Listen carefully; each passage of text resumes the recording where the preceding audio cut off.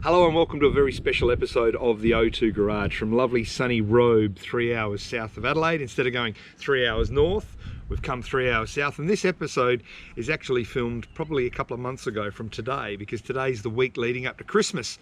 We're down here on family holiday, and I thought to take the opportunity to say that this particular episode is about finding your dream car in whatever shape and size that one takes. And I've worked out that there's 5 stages to owning your dream car, and also understanding the opportunities and the limitations and the rarity, and also in 2022 the act now or never mentality. And I want to share that with you because I truly believe right now chrome bumper cars are becoming almost unreachable for a lot of people. And when you do get the opportunity on one, especially your dream car, you either act now or you never act at all. And a lot of people, their dream cars, you know, my age probably was that white on white Lamborghini Countach that sat on the poster above your bed. And yep, I was that kid, and yep, I love Lamborghini Countaches. Am I going to own one? Not when they're well over $1 million now. Unfortunately, that dream is gone. But maybe a kit car, you never know. However, the cars that I love are cars that I feel I can use, cars that I can get out and about and really enjoy. And I think a lot of my viewers are very similar to that. You guys and girls are very realistic with what you want to have. Now, not everybody's dream car is the same as the next person's dream car. It's not everybody's cup of tea, but in this particular instance, this is a car I've waited nearly close to 30 years to find, let alone own. So it's very unique, and this is my story, and I hope you enjoy the episode. Oh, cue the Christmas music.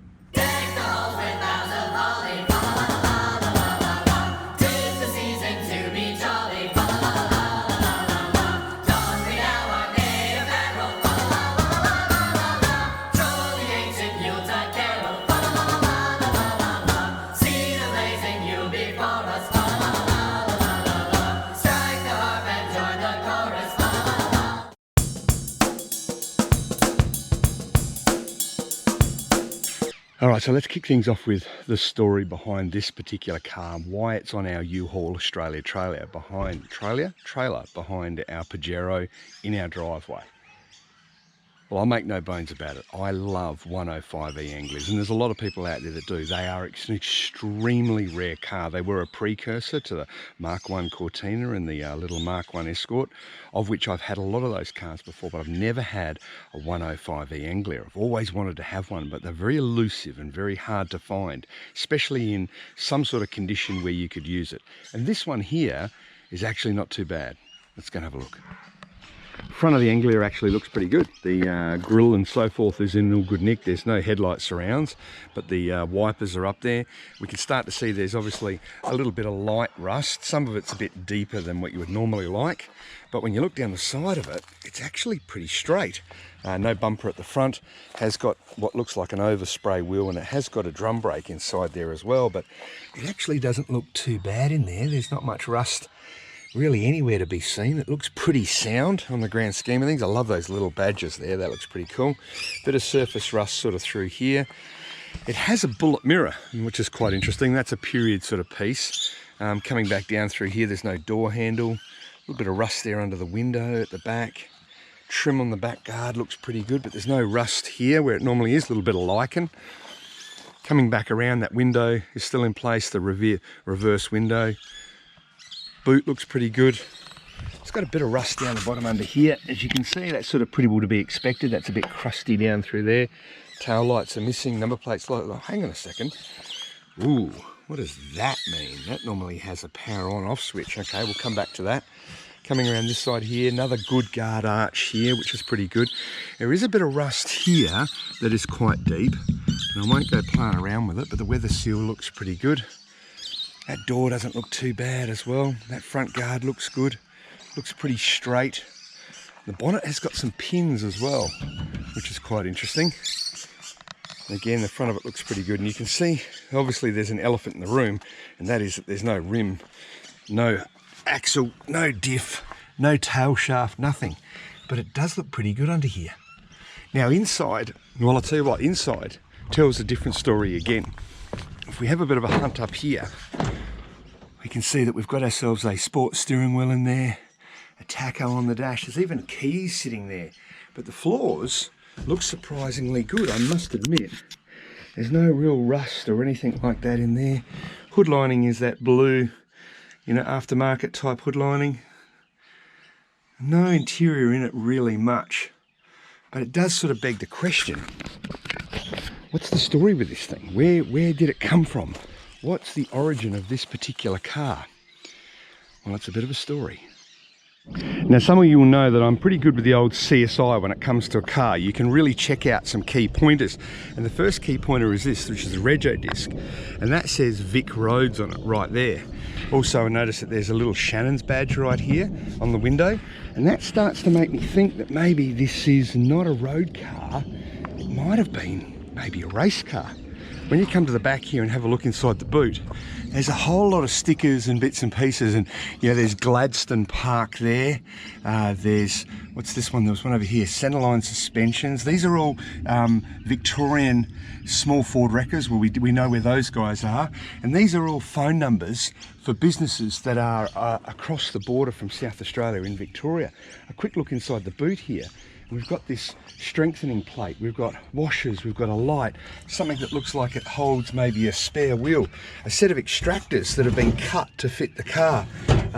There was this battery cutoff that obviously sat in there that, you know, you turned it on and off with, etc, etc. Looks like there was a decent sized fuel tank that was hiding under the back as well. And then inside we had that sport steering wheel, and we had the tacho, and it was all pretty stripped out. But it's only when you have a look up front here, under the bonnet, that you really probably truly understand what the story was with this car. You see the bonnet pins? This is the vent that's been blanked out as well. Now, if we have a quick look under here, more stickers and bits and pieces, which leads me to believe that this has got a huge cutout section in the transmission tunnel here. It's also got some very odd engine mounts that are sitting on there as well. What actually has happened in here is this car was actually originally set up to have a 2-litre Ford Escort motor, the overhead cam Pinto motor from the late model Mark IIs, putting out about, you know, just under 100 horsepower, which is a hell of a lot more than what the Anglia was putting out in the time. I got a feeling it had some disc brakes, it had a pretty sporty diff in the back, maybe a multi-speed gearbox, and it was probably maybe like a bit of a regularity car that was used around, you know, just track days and things like that. But it's found its way here to South Australia. And the owner of this car is on the south side of town, a guy by the name of Simon Fitzner, who runs PPG Gearboxes. And he builds world-class gearbox componentry for things like Subaru WRXs and race cars. And he also restored a fantastic Chrysler Charger belonging to the late Clem Smith. He did a sensational job with that. It truly is an amazing car. And he has a couple of really cool sports sedans, you know, the big wide box guard ones. And recently, he got a 105E Anglia that had big box guards and bits and pieces and stuff like that on the side. A red one, had a Rover V8 up front. And what he did with that one is he actually hooked it across to our good mate Craig Williams, which is where this car's going today. And Craig is now, for want of a better reason, the custodian of that car.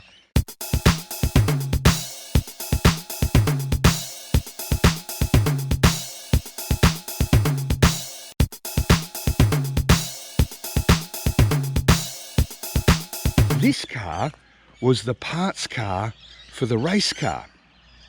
This car needed to be moved. I had the trailer this weekend. I said, sure, yeah, I'll help you guys out. But there lies the problem, because when you come across cars like this that are so rare, and it's not technically my car, it doesn't stop you falling in love with them, even though, as you can see, it needs a lot of work, has no rego papers. I can't put this car on the road. So even if I did buy it, I still have that conundrum of, you know, do I turn it into a race car or do I turn it into a road car? But these are getting hard to get. They're very hard to find now. And if you're ever going to own one, especially someone like me, this is probably as close as I'm going to get, that I'd need to make Simon an offer that maybe he couldn't refuse and said, yeah, sure, Jace, you can buy it, do something with it. But then I'd need to maybe look around for another Anglia that was really gone, because there's a lot of them that are really rusted, and maybe use it and do a body swap on it and go for it like that. I genuinely don't know what to do in this situation. You don't, like if Anglias are your thing, and they are my thing, they're hard to get hold of. This one's pretty good. Yeah, it's got some rust. It's got some rust in the roof that's going to need to be worked, but I think we take it down to Craig's, and on the way down there, have a bit more of a think about things.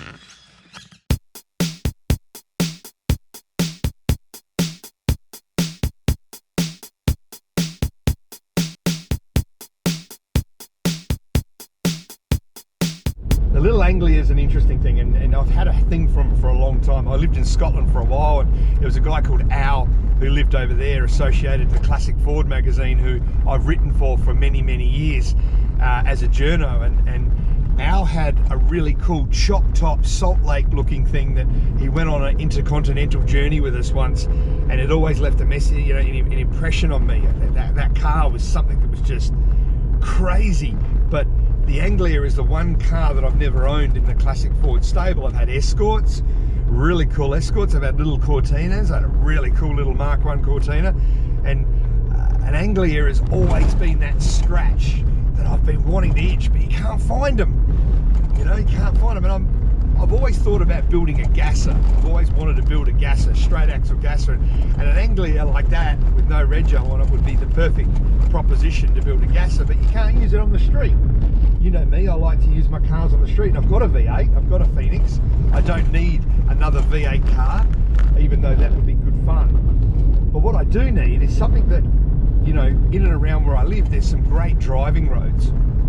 And sometimes on beautiful days, instead of going for a cruise, you want to go for a little bit of a spirited drive through the hills. And I can't help but think that maybe a little lightweight Anglia with maybe a MX-5 twin cam, 1.8 litre, 5-speed gearbox, disc brakes, a little pair of bucket seats, make it a 2-seater, nice wood rim steering wheel, you know, nice interior, red, maybe white exterior, red interior, just would look really cool. Big set of super lights on it, you know, 15x7s with some offset and some fat tyres. Just a really cool, fun car. Wouldn't take up a lot of money, wouldn't chew up a lot of money. It certainly would be worth a lot of money, but I'd need to find another Anglia that I could body swap. That's really going to be the big stickler in this. But maybe I try and secure a good body to work with, and then work on trying to find a crap Anglia.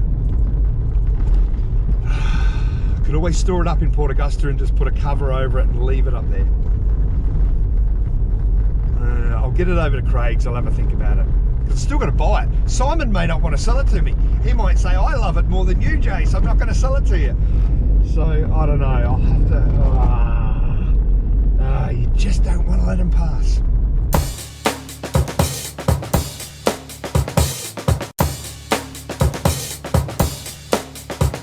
Well, it's finally here with my good mate Craig. Hey guys. Mate, how many car adventures have we had together now? I think we've lost count. Over how many years? But that is something of a bit of a different car, and I mean, you've known me long enough to know that I like them, and yep. I've been pouring my heart out on the way up here to the people watching about my thoughts about Anglias. What do you think? Well, it's a pretty tidy little thing, and I don't know if you want to go into the background of what's happening. Yeah, I did. I told them where it came from and all that jazz. So, you know, I think it's too good to be cut up as a parts car for the sports sedan. I really, it's probably something that, okay, the roof's pretty bad, but I know you've always wanted one. I think I need to have a chat to Simon that owns it. I think. Yeah, it's too good to cut up. Well, this was going to be stored here. Yep. Should I just store it in Port Augusta, have a chat to Simon, and go from there? I think that's probably a wise thing to do. All right. And I feel comfortable doing that. So, all right. That's and I think too. Looking at that, I think Simon's probably would think the same thing. It's probably worth. He'd probably see it back on the road or on the track. You know, if you're going to do the odd hill climb or whatever. It's so hard to let old cars go, though, isn't it? Yeah. You know? I mean, that's too good to cut up. Yeah. And I mean, like you say, they are getting harder and harder to get good solid bases to build things off. And okay, it's got a few cosmetic flaws, but hey, who hasn't?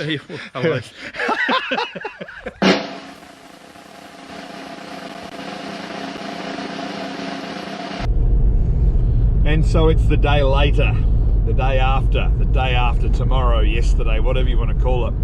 I'm on my way back up to work at Port Augusta.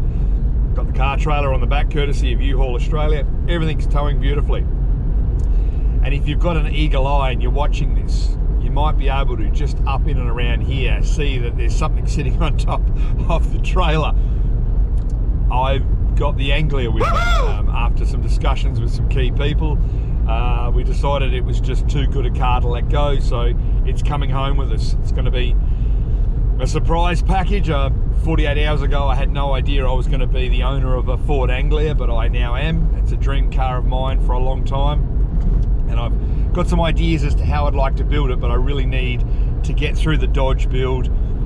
I've got a couple of other things I need to do as well before I get to this one. So it's going to go into long-term storage. We'll put a tarpaulin over it, and it'll probably allow me just to slow down and have a really good think about what I want to achieve with this car, because this one's going to be like the truck and like the Phoenix. It's not going to be going anywhere. They're a very small car, very easy to accommodate, and if they're built correctly, can be a whole lot of fun. So right now we need to get it up north, get it offloaded, and remember it doesn't have a diff, and get it undercover. So let's do that.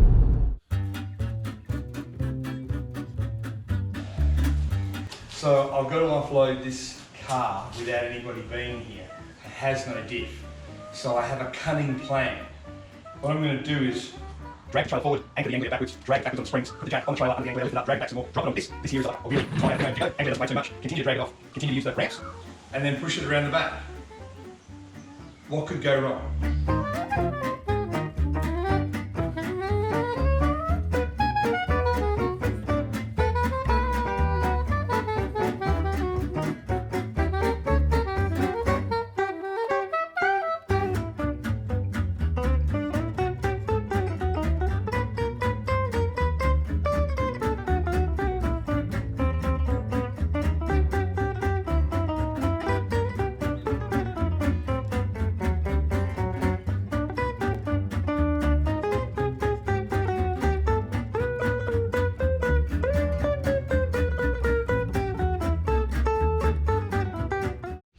Well, there we go, guys. I hope you enjoyed the episode. The little Anglia is well and truly secured up there in Port Augusta, and what a ride it's been, an emotional ride of understanding what it's like to own your dream car. I hope you enjoy the car that we've chosen.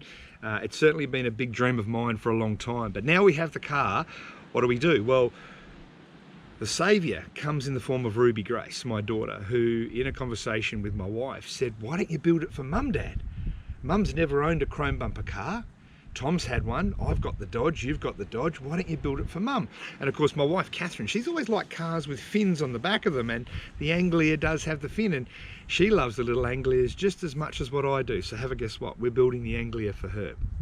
Which means it's a very unique project for me now, because I've never built a car for another person knowing that they will be the primary person that's going to drive it. So the way Catherine drives cars, the way she likes to change gears and brakes and steers, I'm going to have to take all that into consideration, because if I get any of it wrong, she's not going to want to drive the car. But I'm lucky, because what I do have is I have a car that she drives every day. She's very comfortable in driving this car. It's got a really good performance base, and it's extremely reliable, and that is a Mazda SP25. Little gunmetal grey one, goes like the clappers, sequential gearbox. So that gives me at least a performance benchmark of all the handling, braking, accelerating, reliability characteristics that I now need to factor in and plan for the little Anglia 105E. It's going to be a bit of a challenge for me to rise to that, and it's going to take me a period of time. It's not going to be an easy build. So I hope you enjoy it, and that's coming up very soon on another episode of the O2 Garage. So make sure you hit like and subscribe. Where am I going to put it this time? Over here. Put like and subscribe over here. Hit like and subscribe. Leave us a comment. Tell us about what your dream car was. What would you like to find and build? Something that's realistic. And indeed, if you do like the little 105Es, let us know, because I got a feeling it's going to look a lot like this thing right here that we found online, which was a model car. Sure, there's lots of these in real life, but Catherine saw this picture and said, yep, this is the one that we want to have, so this is the one we're going to build. So I look forward to seeing what your suggestions are. But plenty more coming up on the O2 Garage. I'll see you then.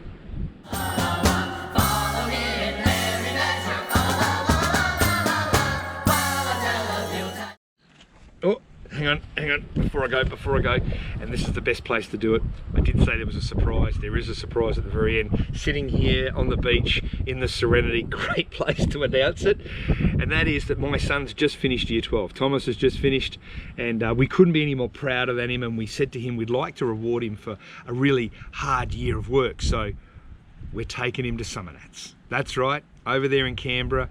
In the new year, we're packing up. We're going to road trip over, him, me and a couple of mates, and we're going to go and see the almighty behemoth that is the Summernats Car Festival. And if you've never seen it, you're along for a great ride. I was a commentator there for over a decade, and I'm making a return after 5 years, and I can't wait to get over there and bring all the action of that incredible show to you guys, and also to share it with my son. And if you've never seen Summernats and you don't know what it's about, here's a sneak peek.